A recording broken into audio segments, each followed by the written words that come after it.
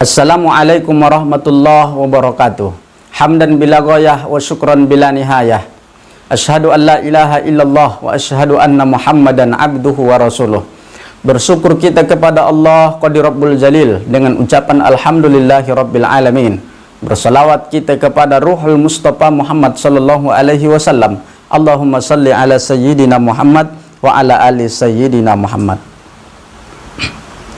Pada hari ini kita mengkaji kitab Nasaihul Ibad halaman 4 bab sanai makalah yang kedua. Judul yang kita berikan, masuk kubur tanpa bekal, laksana mengarungi lautan tanpa bahtera. Bapak Ibu yang dimuliakan oleh Allah Subhanahu wa taala, An Abi Bakrin As-Siddiq radhiyallahu anhu, dari Abu Bakar As-Siddiq, semoga meridai Allah Subhanahu wa taala. Man dakhalal kubur, siapa yang masuk ke dalam kubur, kata Abu Bakar As-Siddiq, bila zadin, dengan tidak membawa bekal amal yang soleh, faka'an nama rokibal bahru bila safinatin, seolah-olah dia mengharungi lautan tanpa perahu, tanpa bahtera, tanpa kapal laut. Bagaimana keadaan orang mengharungi lautan yang tak nampak tepinya, lautan yang luas ombaknya, lautan yang luar biasa mencekam. Bayangkan Bapak Ibu yang dimuliakan oleh Allah, tapi ada orang yang mengharungi lautan tanpa dengan kapal laut, tanpa dengan sampan, tanpa dengan apapun, artinya dia berenang. Bagaimana kondisinya? Tentu sangat miris hati kita. Bapak Ibu yang dimuliakan oleh Allah Subhanahu wa taala, demikianlah orang, perumpamaan orang yang masuk ke dalam kubur yang dia tidak membawa amal soleh. Bagaikan orang yang dilepas di tengah lautan lepas, maka dia akan tenggelam. Maka fayaqraqa gharqan, maka dia akan tenggelam dengan tenggelam yang sangat luar biasa menyakitkan. Bapak Ibu yang dimuliakan oleh Allah Subhanahu wa taala, Nabi sallallahu alaihi wasallam mengingatkan kepada kita, mal mayyitu fi qabrihi, seorang mayit yang ada di dalam kuburnya, kal gharik al mughawwith, seperti orang yang tenggelam, al mughawwith, dan meminta pertolongan.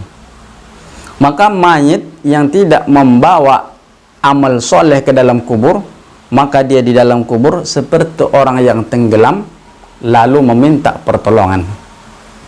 Maka hati-hati ketika kita hidup, kita membangun rumah bagus-bagus dengan luar biasa gemerlapnya, tapi kita lupa membangun rumah kita di dalam kubur, membangun kuburan kita.